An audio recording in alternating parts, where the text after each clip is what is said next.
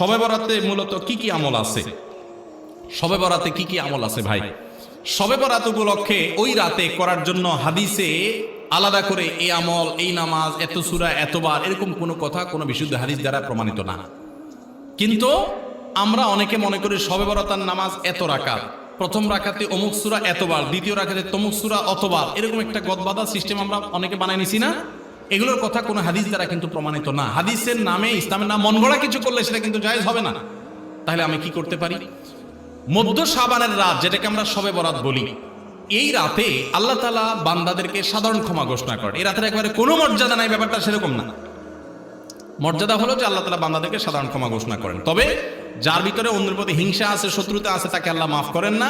আর যে শিরকে লিপ্ত, আল্লাহ তাকে মাফ করেন না। আপনি মাজারে সিজদা করেন আর শবে বরাতে সারা রাত মসজিদে সিজদা করতেছেন আর কান্নাকাটি করতেছেন, লাভ নাই।